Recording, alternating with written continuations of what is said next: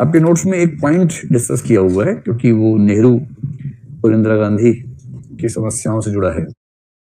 देखिए, नेहरू जी जब भारत के प्रधानमंत्री बने, नेहरू जी की स्थिति कुछ कुछ वैसी ही थी जैसी आजकल नरेंद्र मोदी की है।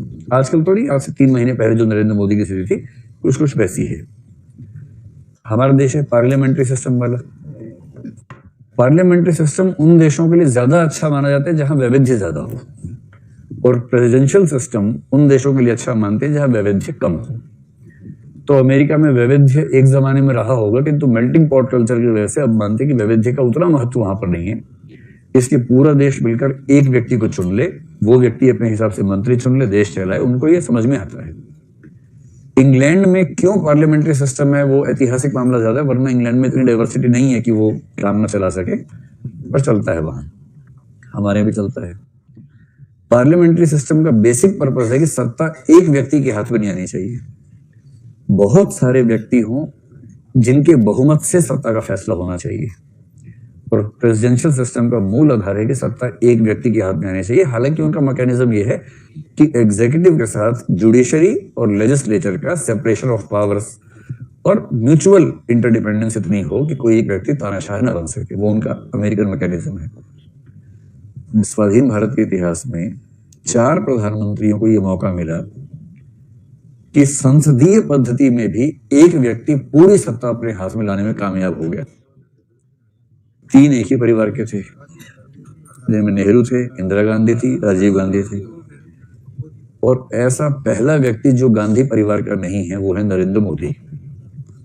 इसलिए इसको बोलते हैं prime ministerial form of government, जो इंग्लैंड में भी आजकल दिखती है, लंबे समय से दिख रही है। जब मार्गरेट थैचर थी इंग्लैंड की प्रधानमंत्री, इंदिरा गांधी की समकक्ष थी, दोनों सहेलियां भी थी, तो उस समय भी लगता था कि पूरा इंग्लिश कॉन्स्टिट्यूशन थैचर के हाथ पे। वहां तो दिक्कत ये भी ना, वहां राष्ट्रपति या जो राजा है उसे तो पावर है नहीं। 1688 से 2019 तक ये हो गए कितने, लगभग 331 साल हो गए। 331 सालों में एक बार भी ऐसा नहीं हुआ कि किसी मंत्री ने कोई सिफारिश भेजी हो और राजा ने साइन ना किया हो। पुनर्विचार भी नहीं करवा सकता है, यहाँ तो पुनर्विचार का ऑप्शन है बहुत सारा। ना किसी बिल पे पुनर्विचार करवा सकता है, ना किसी सिफारिश पे कर सकता है, ना किसी ऑर्डर पे कर सकता है। जो मंत्री ने भेज दिया उसे चुपचाप साइन करना है, उसकी इतनी ही हैसियत है इंग्लैंड में इस समय।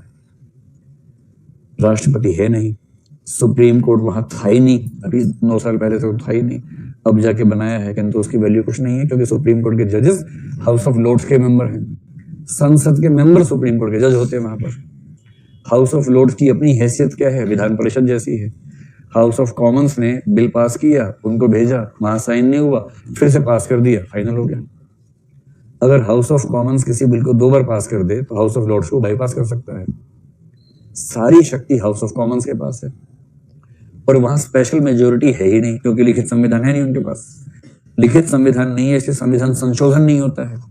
वहां हर एक्ट संविधान संशोधन के कद का है, और एक ही मेजोरिटी, सिंपल मेजोरिटी। वहां स्पेशल मेजोरिटी नाम की चीज नहीं है इंग्लैंड के संविधान में, केवल सिंपल मेजोरिटी। और इसका मतलब ये हुआ कि जो व्यक्ति वहां का प्रधानमंत्री है, जिसके पास हाउस ऑफ कॉमन्स में मेजोरिटी है, वो किसी भी दिन वहां के संविधान को चेंज कर सकता है।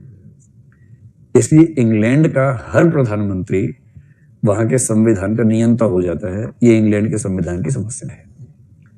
भारत में इतनी ताकत अर्जित करना आसान नहीं है किसी के लिए। वो वही कर सकता है जिसके पास लोकसभा में कम से कम 2/3 बहुमत हो, राज्यसभा में भी 2/3 बहुमत हो, और कम से कम आधे राज्यों के विधानमंडलों में सामान्य बहुमत हो।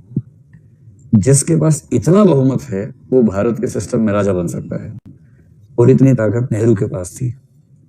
फिर इंदिरा गांधी के पास हुई। इंदिरा गांधी ने एक संविधान संशोधन जिसमें आधे राज्यों की सहमति चाहिए थी 3 दिन में करवाया था। 3 दिन में लोकसभा भी, राज्यसभा भी, सारे राज्य भी, राष्ट्रपति भी 3 दिन में सारा काम कर। ऐसी राजीव गांधी ताकतवर था। नरेंद्र मोदी उतने तो नहीं, लेकिन लगभग उतने ताकतवर इस समय हैं क्योंकि लोकसभा उनकी मुट्ठी में है, राज्यसभा भी इतनी मुट्ठी में है कि जिस दिन जरूरत पड़ती है मुट्ठी में आ जाती है। सीबीआई बीबीआई भी तो है ही ना, तो मैनेज हो जाता है, कोई खास दिक्कत नहीं आती। आधे राज्यों के विधानमंडल मैनेज नहीं हो रहे थे तो उत्तर पूर्व के सारे राज्य मैनेज कर लिए। उत्तर पूर्व में कितने होते, 10 विधायक है, अमित शाह एक बार गए, 10 वहां गए। अमित शाह ने डायरेक्ट डेमोक्रेसी की नई परंपरा शुरू की है कि हमारी पार्टी के लोग इलेक्शन लड़े जीते, इसके बदले जो इलेक्शन लड़े जीते वो पार्टी में आ जाएं। तो भाई कुल मिला के अंततः पार्टी के लोग सत्ता में होने चाहिए। डायरेक्ट डेमोक्रेसी है, इतनी मेहनत काहे करनी है इसके लिए? आप जो जीत गए उन्हीं को ले आओ पार्टी में, लंबी मेहनत क्यों करें? उत्तर पूर्व जहां के लोग ठीक से हिंदी नहीं जानते, यहाँ का मिजाज नहीं समझते हैं, उत्तर पूर्व के लगभग सब राज्यों में बीजेपी की सरकार चल रही है इस समय। और उससे फायदा क्या होता है? संविधान संशोधन करना, 7 वहां से आ गए। कुल कितने चाहिए? 28 में से 15 चाहिए, कम से कम बात है ना, 14 या 15 चाहिए, 8 वहीं से आ गए, 6-7 मैनेज हो जाते हैं। अब हाथ से निकल रहे हैं अलग बात है, लेकिन कुछ दिन पहले तो थे ही सारे के सारे, क्या दिक्कत थी उनको? नेहरू इतने ताकतवर थे, एक आध छोड़ के सारे राज्यों में कांग्रेस की सरकार, केंद्र में लोकसभा में पूरा बहुमत, राज्यसभा पूरा बहुमत, पार्टी के ऊपर नेहरू की पूरी पकड़। और 1960s की शुरुआत होते थे, क्या हुआ? पार्टी की अध्यक्ष इंदिरा गांधी, देश का अध्यक्ष जवाहरलाल नेहरू। अब कौन क्या बिगाड़ेगा उनका? जैसे पीएम नरेंद्र मोदी, पार्टी अध्यक्ष अमित शाह। ठीक ऐसे था।